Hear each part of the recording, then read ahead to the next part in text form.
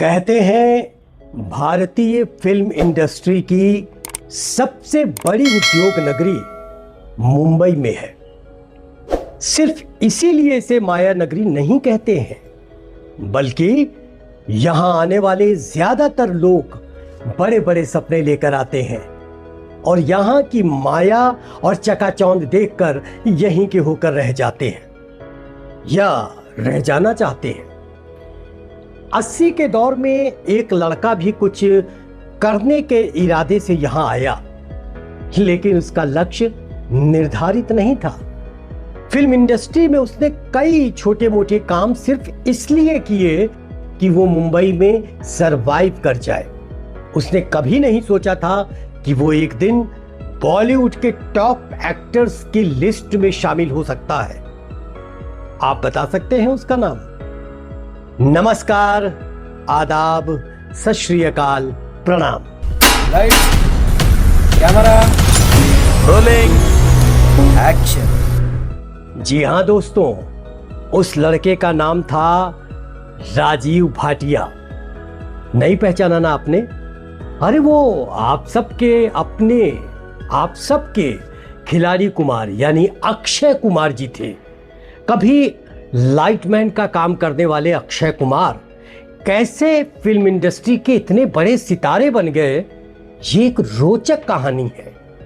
अमृतसर में जन्मे अक्षय कुमार अपने परिवार में सबसे छोटे हैं और वो एक मिडिल क्लास फैमिली से बिलोंग करते हैं, इसीलिए सबके वो लाडले भी हैं। लेकिन मन कभी भी उनका पढ़ाई में नहीं लगा। वो मानते हैं कि पढ़ाई एक अच्छी चीज है, लेकिन उसमें उन्हें मजा ही नहीं आता था। किताब खोलते थे और तुरंत सो जाते थे। वो कहते हैं कि बुनियादी शिक्षा बहुत जरूरी है, यानी अक्षय कुमार जी का ये मानना है कि बुनियादी शिक्षा बहुत जरूरी है ताकि दुनिया, भाषा और इतिहास के साथ ही साथ दूसरे से बात करने का तरीका भी आप जान सके। हाँ, वो स्पोर्ट्स में ज्यादा रुचि लेते थे और परिवार ने उनका इसके लिए हमेशा साथ दिया।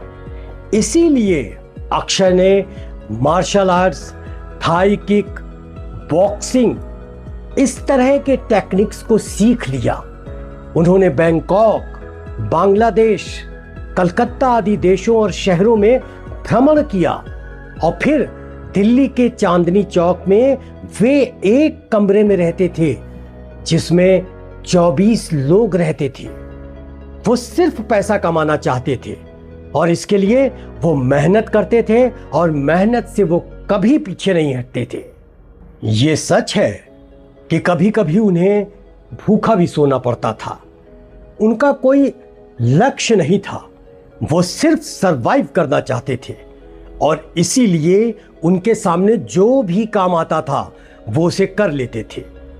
मुंबई आने के बाद उन्होंने एक काम पाया, उनको एक काम मिल गया जिसमें उन्हें लड़कियों के साथ फोटो शूट कराने का ऑफर मिला। हाँ, उसमें उन्हें कुछ पैसे भी मिलने थे, इसलिए उन्होंने वो काम कर लिया क्योंकि उन्हें उसमें पैसे मिले। इन्हीं पैसों ने उन्हें फिल्म इंडस्ट्री में काम करने के लिए प्रेरित किया। इसके बाद उन्होंने इंडस्ट्री में बॉय की नौकरी भी की और पैसे कमाने के लिए ही मार्शल आर्ट्स का ट्यूशन भी करने लगे।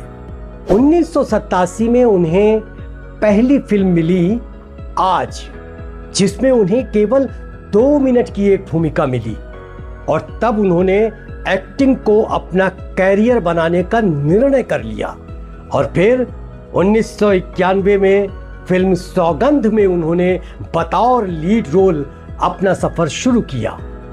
अक्षय कुमार जी को फिल्म इंडस्ट्री में आए लगभग 35 साल हो चुके हैं और इन सालों में उन्होंने लगभग 120 से भी ज्यादा फिल्मों में काम किया है, जिसमें से कई एक ब्लॉकबस्टर फिल्में रही हैं। हिंदुस्तान के लगभग 10 हिट एक्टर्स में उनका नाम शामिल है। अक्षय कुमार जी की सफलता, उनकी शोहरत, बुलंदी पर पहुंचना सिर्फ उनका सपना ही नहीं था, बल्कि एक लंबा, कठिन और जुनून से भरा हुआ संघर्ष भी था। उनकी कामयाबी के पीछे अनगिनत नाकामियां, त्याग और अपार मेहनत की एक प्रेरक कहानी छिपी हुई है। युवा दोस्तों, मैं हमेशा आपसे कहता हूं कि एक्टिंग के लिए एक्टिंग के साथ साथ आप अपने अंदर कुछ विशेषता भी डेवलप कीजिए जो आपको भीड़ में कुछ अलग पहचान दिला सके। अक्षय कुमार की विशेषता उनके बहुमुखी स्वयं द्वारा एक्शन आधारित परफॉर्मेंस भी है। हास्य के साथ साथ विशेष रूप से उनको जो जाना जाता है वो ये कि वो अपना एक्शन स्वयं करते हैं और ये उन्हें दूसरों से अलग करता है और इसीलिए उन्हें एक्शन स्टार और खिलाड़ी कुमार भी कहा जाता है। तो आप ये जानिए कि अक्षय कुमार जो आज यहां हैं, उन्होंने कहां से अपना सफर शुरू किया था संघर्ष का, और कभी डिगे नहीं, कभी हारे नहीं। एक धैर्य, मेहनत, लगन और अपने हुनर के साथ उन्होंने इस ऊंचाई को पाया। युवा दोस्तों, मैं सिर्फ ये आप लोगों को ही बताना चाहता हूं जो फिल्मी कैरियर में अपने को शामिल करना चाहते हैं या फिल्मी कैरियर जो अपना बनाना चाहते हैं कि आपको संघर्ष तो करना पड़ेगा, आपको कुछ सीखना तो पड़ेगा, आपको एक विशेष रूप से भी अपने आप को अलग कह लीजिए कि स्थापित करने के लिए कोशिश तो करनी पड़ेगी। क्यों? क्योंकि अक्षय कुमार पूरी भीड़ में कुछ अलग से भी दिखते हैं, हास्य भी करते हैं, रोमांस भी करते हैं, लेकिन पहचान उन्होंने विशेष रूप से बनाई अपनी कि स्वयं का एक्शन स्वयं करना। तो दोस्तों, इसी के साथ शैलेश प्रॉम्प्टर का आज का ये एपिसोड यहीं समाप्त होता है। अगले एपिसोड में एक कुछ नई जानकारियों के साथ मैं आपसे फिर मुखातिब होऊंगा। तब तक के लिए हमें इजाजत दीजिए। नमस्कार।